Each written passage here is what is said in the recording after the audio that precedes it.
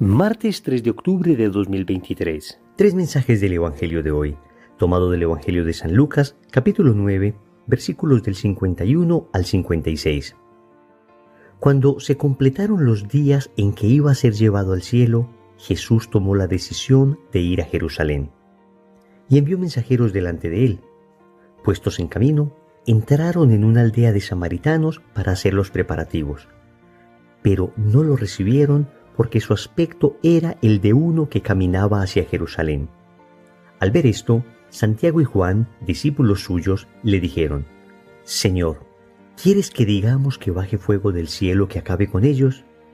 Él se volvió y los regañó, y se encaminaron hacia otra aldea. Palabra del Señor. Gloria a ti, Señor Jesús. Querida familia, hoy Jesús va camino a Jerusalén. Por el Evangelio sabemos que en su vida pública al menos en 3 ocasiones Jesús estuvo en Jerusalén. En la última de ellas estuvo para morir y luego resucitar. Hoy el Evangelio nos habla precisamente de esta última ida a Jerusalén y de un conflicto que tuvo con los samaritanos. Vamos a reflexionar 3 puntos. Primero, toma la decisión. Segundo, controla tu ira. Tercero, los regaños del Señor. Vamos con el primer punto. Toma la decisión. El Evangelio comienza diciendo lo siguiente: cuando se completaron los días en que iba a ser llevado al cielo, Jesús tomó la decisión de ir a Jerusalén. Queridos amigos, Jesús toma la decisión de seguir la voluntad del Padre. Y es una exhortación hoy para nosotros, porque tú y yo también tenemos que tomar la decisión de seguir la voluntad del Padre.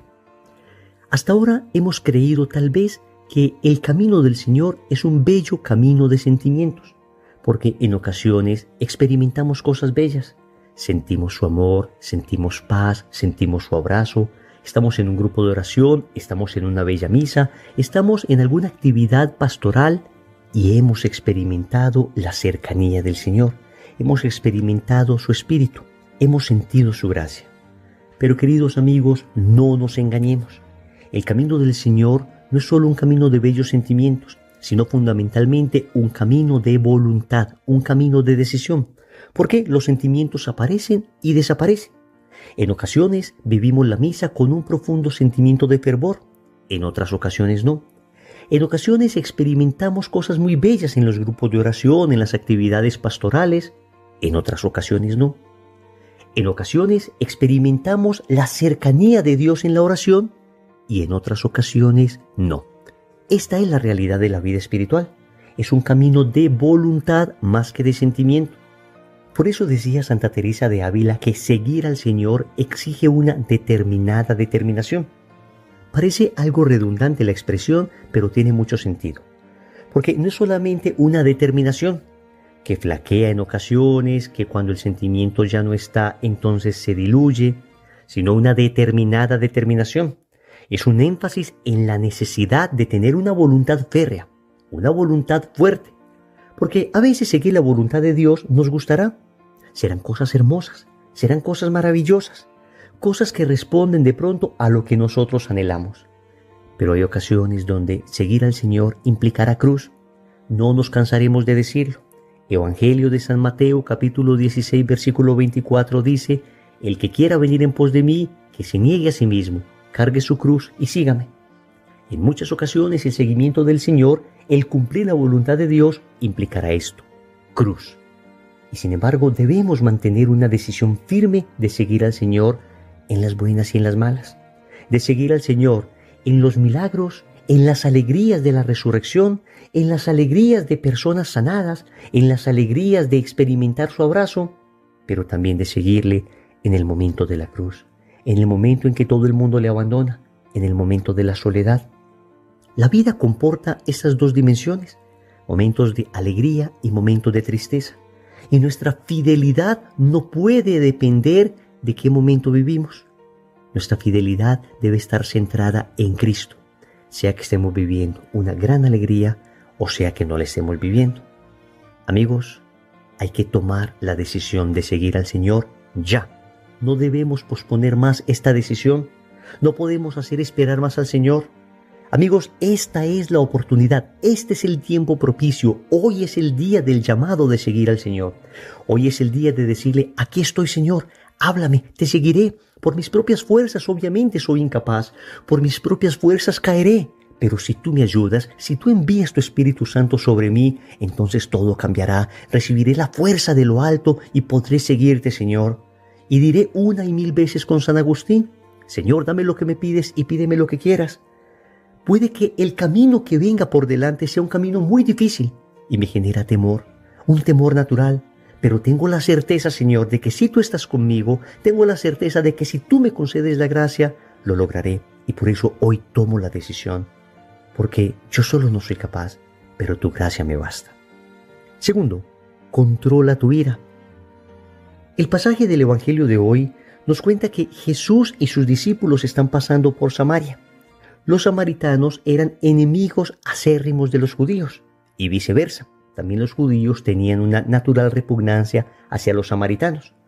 La razón es porque los judíos consideraban que se debía adorar a Dios en Jerusalén, mientras que los samaritanos decían que se debía adorar a Dios en el monte Garizim, en otro lugar. Obviamente, el Señor, cuando tiene el diálogo con la samaritana, le dice que efectivamente la salvación viene de los judíos, pero que venga de los judíos no significa que se va a quedar sobre los judíos, sino que también va a llegar a ellos. Y de hecho el Señor propone a los samaritanos como modelo de virtud en ocasiones. Recordemos la famosa parábola del buen samaritano. El caso es que en esta ocasión el Señor encuentra resistencia en el pueblo samaritano. Encuentra resistencia, repito, por estas riñas que existían entre ambos pueblos. Al ver esto, dice el Evangelio, Santiago y Juan, discípulos del Señor, le dijeron, Señor, ¿quieres que digamos que baje fuego del cielo que acabe con ellos? Esto, queridos amigos, le ganó un sobrenombre a este par de hermanos. Se les llamaba los Boanerges, que significa los hijos del trueno, precisamente porque en medio de la ira del momento, en medio de la rabia, querían que a través de un milagro fuera castigado este pueblo que estaba rechazando al Señor. Ay, amigos, pero es que si el Señor reprendiera con fuego del cielo a cada uno de aquellos que en algún momento le hemos rechazado, es que yo creo que ni uno solo estaría hoy en pie. Aquí el Evangelio nos está exhortando a sanar nuestra ira.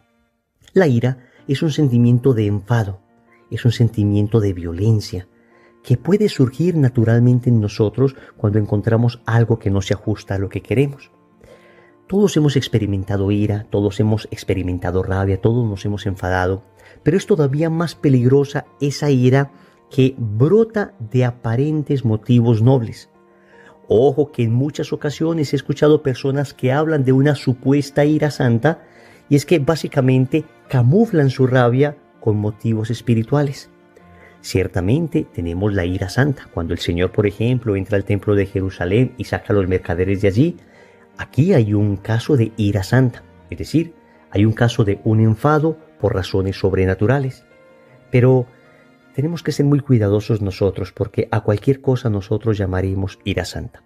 Más bien tenemos que procurar ser mansos y humildes de corazón, porque créeme, no es tan fácil discernir cuando una ira está bien justificada y cuando no.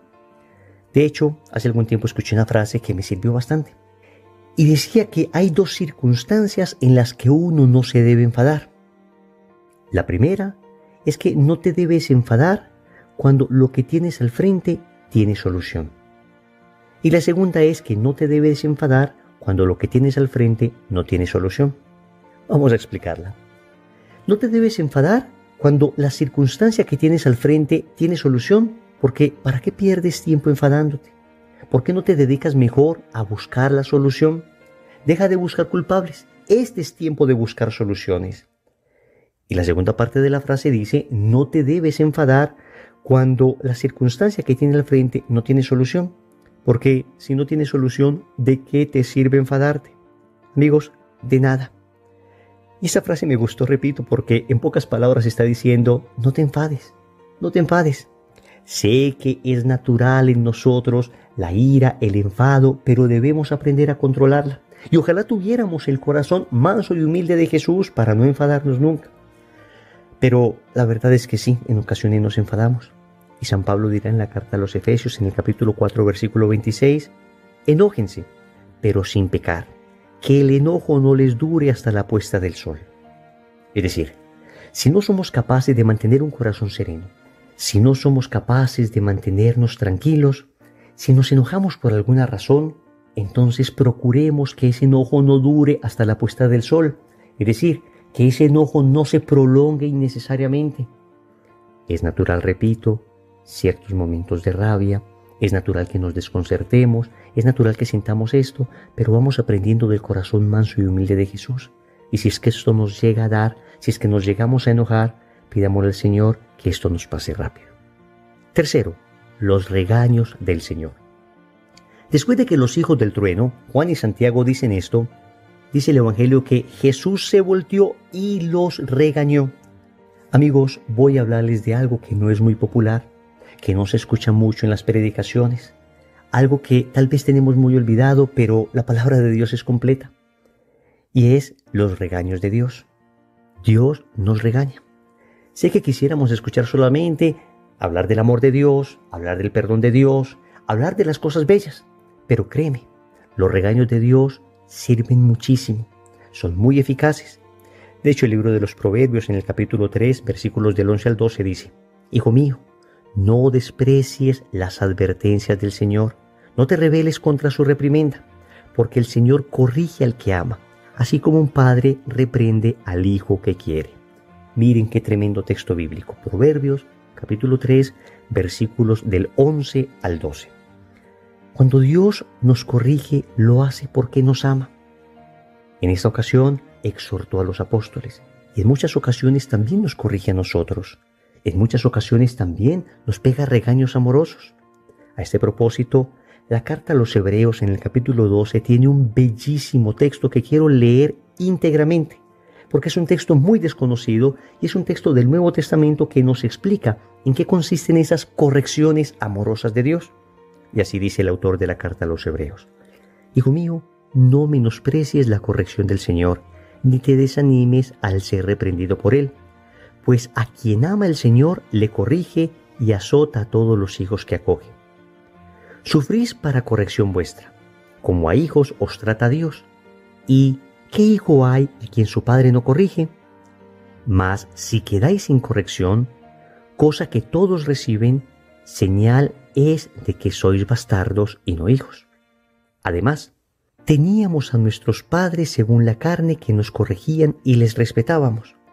¿No nos someteremos mejor al Padre de los Espíritus para vivir? Eso que ellos nos corregían según sus luces y por poco tiempo, mas Él para provecho nuestro, en orden a hacernos partícipes de su santidad. Cierto que ninguna corrección es de momento agradable, sino penosa, pero luego produce fruto apacible de justicia a los ejercitados en ella. Por tanto, levantad las manos caídas y las rodillas entumecidas, y enderezad para vuestros pies los caminos tortuosos, para que el cojo no se descoyunte, sino que más bien se cure. Hasta aquí el texto de la carta a los Hebreos. Querida familia, Dios nos corrige, y nos corrige amorosamente. Y la inmensa mayoría de veces, esta corrección consiste simplemente en dejarnos hacer nuestra voluntad y permitir que paguemos las consecuencias de hacerla, las consecuencias de no seguir su voluntad, sino la nuestra. Y esto es semejante a lo que sucede a un niño al que la mamá le ha advertido que no debe caminar por cierto lugar de la casa porque acaba de limpiar el suelo. El niño no hace caso y la mamá le insiste que si camina por ahí puede caerse, se puede aporrear. Finalmente, el niño decide desobedecer a su madre, camina por ese lugar, un pequeño resbalón y el golpe. La mamá se acerca al niño, le carga, le cura y le abraza, pero ha sufrido la consecuencia de sus acciones. Lo mismo pasa cuando Dios nos corrige.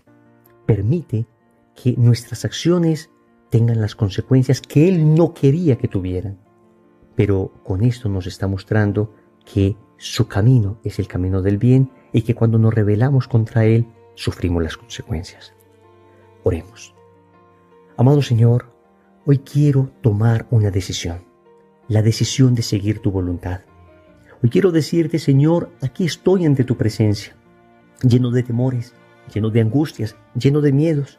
Pero sé que tu gracia es más fuerte que mi miedo. Sé que tu poder es más fuerte que mi debilidad. Por eso hoy tomo la decisión de seguirte. Hoy tomo la decisión de empezar un camino cuesta arriba, de seguirte hasta la cruz si es necesario. Para ello, buscaré la confesión, para empezar un proceso de cambio, para dejar el pecado atrás y empezar a seguirte, Señor, en este bello camino de hacer tu voluntad. Sin embargo, Señor, sabes que hay muchas tentaciones todavía en mí, y una de ellas es la ira. Sabes que frecuentemente me enfado. Sabes que frecuentemente intento controlarme y no soy capaz. Termino, Señor, reaccionando de manera violenta. Y termino enceguecido e insultando y faltando a la caridad a los que amo. Hoy te pido, Señor, que me ayudes a controlar esa ira.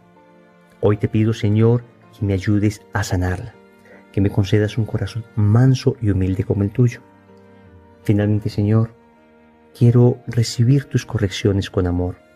Sabes que en ocasiones ofrezco mucha resistencia, pero hoy entiendo, Señor, que me corriges porque me amas. Señor, dame lo que me pides y pídeme lo que quieras. Amén. Recordemos entonces, primero, toma la decisión. Segundo, controla tu ira. Tercero, los regaños del Señor. Compromiso. Vamos a repetir durante todo el día esta plegaria. Jesús, manso y humilde de corazón, haz mi corazón semejante al tuyo. En el nombre del Padre, y del Hijo, y del Espíritu Santo. Amén.